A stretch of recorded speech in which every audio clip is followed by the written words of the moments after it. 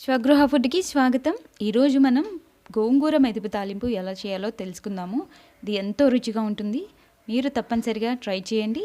ఇది ఎలా తయారు చేయాలో తెలుసుకునే ముందు మా ఛానల్ని సబ్స్క్రైబ్ చేసుకోండి. మెదుపు తాలింపు కోసం నేను తీసుకున్న గోంగూర మంచి గోంగూర. ఇది పుల్ల గోంగూర, మంచి గోంగూర అని 2 రకాలు ఉంటాయి. ఇది మంచి గోంగూర. చూసారా ఆకు ఎలా ఉందో? ఇది మొత్తం ఉడకపెట్టుకోవాలి. ఒక పాత్రలో వేసి మొత్తం అంతా అందులో వేసి మూత పెట్టి ఒక 7-8 నిమిషాలు, అంటే ఇందులో నీళ్ళంతా ఎగిరిపోవాలన్నమాట. ఎగిరిపోయేలాగా దీన్ని మూత పెట్టి ఉడికించుకుంటే ఇలా వచ్చేస్తుంది. నీరంతా ఇంకిపోతుంది. అప్పుడు ఉప్పు వేసుకోవాలి. కారం, ఉప్పు కారం కొంచెం ఎక్కువే పడతాయి పులుపు కాబట్టి మీ రుచిని బట్టి మీరు అడ్జస్ట్ చేసుకోండి. కొంచెం పసుపు వేసుకోవాలి. దీన్ని మెత్తగా మెదుపుకోవాలి. గరిటతో అయినా, మనకి పప్పు మెదుపుకునేది ఉంటుంది కదా, దాంతో అయినా.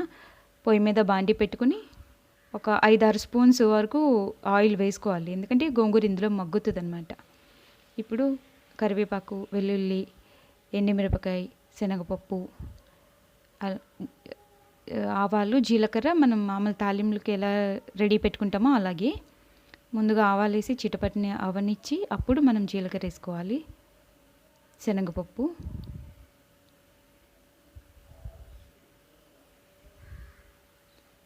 తర్వాత వెల్లుల్లి వేసుకోవాలి.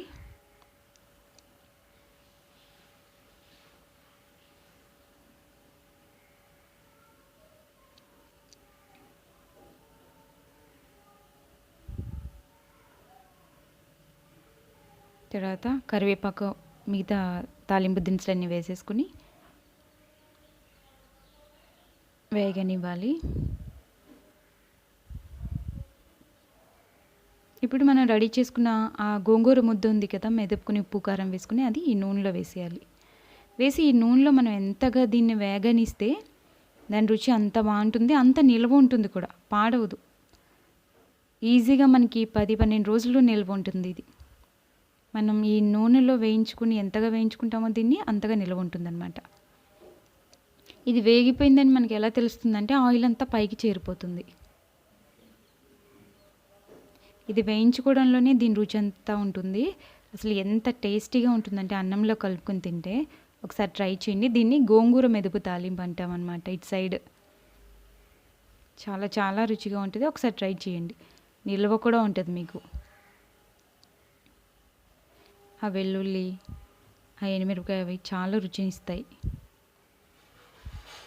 బాగా వేగనివ్వాలి నూనెలో. ఇది మామూలు పుల్ల గోంగూర ఉంటుంది కదా, కాడల గోంగూర, దాంతో కూడా చేసుకోవచ్చు. చూసారు నూనె పైకి తేలుతుంది కదా, ఇలా తేలినప్పుడు అయిపోయినట్టే. అంతే, ఎంతో రుచికరమైన గోంగూర మెదుపు తాలింపు రెడీ అయిపోయింది. మీరు కూడా ట్రై చేసి మీకు ఎలా వచ్చిందో కామెంట్లో తెలియచేయండి.